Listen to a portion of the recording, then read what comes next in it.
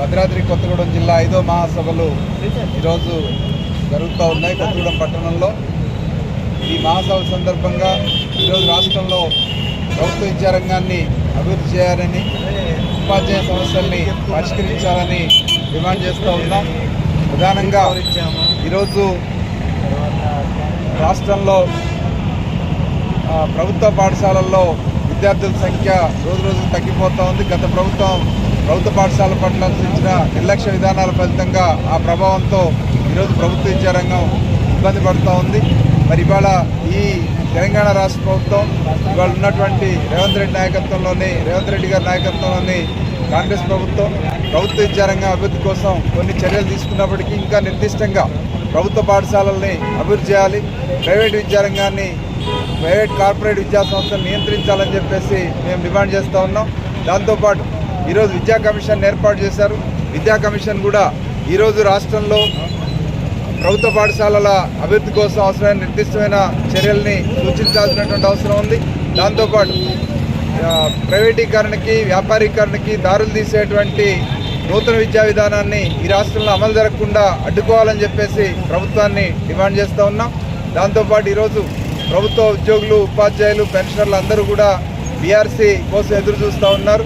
1/7/2023 నుంచి పీఆర్సీ అమలు జరగాల్సినటువంటి పరిస్థితి ఉన్నప్పటికీ కూడా 15 నెలలు గడిచిపోయినా ఇప్పటివరకు కూడా ప్రభుత్వం ఇంకా దాని మీద నిర్ణయం తీసుకోలేదు. అట్లాగే గత 2 సంవత్సరాల నుంచి పెండింగ్లో ఉన్నటువంటి బిల్స్ అన్నీ కూడా క్లియర్ చేయాల్సినటువంటి బాధ్యత ప్రభుత్వం మీద ఉంది. దాంతోపాటు ఈరోజు ఉపాధ్యాయులు, ఉద్యోగులకి 5 వాయిదాల డిఏ పెండింగ్ ఉంటే 1 వాయిదాన్ని మాత్రమే విడుదల చేశారు.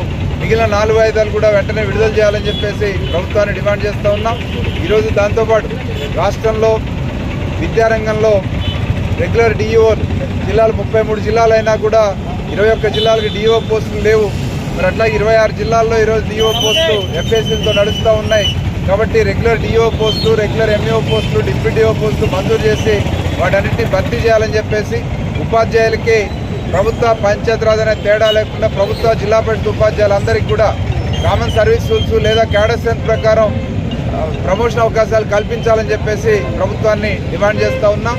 మరి ఈరోజు ఈ సమస్యలన్నిటి పరిష్కారం కోసం, అట్లాగే రాబోయే 2 ఏళ్ల కాలానికి ఉద్యమ కార్యాచరణ నిర్ణయించుకోవడం కోసం ఈరోజు ఈ జిల్లా మహాసభలు కొత్తగూడెం పట్టణంలో నిర్వహిస్తున్నామని చెప్పేసి తెలియజేస్తాం. ఫెడరేషన్ భద్రాద్రి కొత్తగూడెం జిల్లా మహాసభలు విజయవంతం కావాలని చెప్పి శాసన మండలి సభ్యుడిగా నేను కోరుకుంటున్నాను.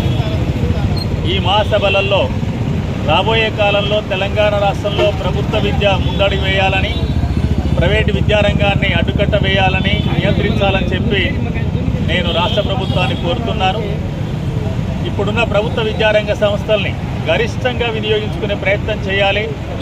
అదేవిధంగా ఉపాధ్యాయుల, అధ్యాపకుల సమస్యలు ఏవైతున్నాయో వాటిని ఒక క్రమ పద్ధతిలో పరిష్కారం చేయాలి తప్ప అస్తవ్యస్తంగా చేయడం సరైనది కాదు అని చెప్పి ఈ సందర్భంగా గుర్తు చేస్తున్నాం.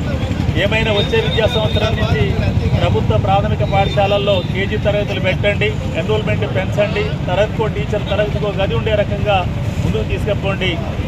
ఈరోజు ఈక్యుబేర్ పెండింగ్ బిల్స్ చాలా పెద్ద సమస్యగా మారినాయి. వాటి అవినీతి కూడా చోటు చేసుకుంటుందని చెప్పి చాలామంది ఉపాధ్యాయులు, ఉద్యోగులు మిత్రులు నోరు పెట్టుకొని మొత్తుకుంటున్నారు. వెంటనే రాష్ట్ర ప్రభుత్వం ఒక క్రమ పద్ధతి పాటించి డేట్ల ప్రకారం ఈక్యుబేర్ పెండింగ్ బిల్లులను క్లియర్ చేయాలని చెప్పి అవినీతి తావు లేకుండా చూడాలి.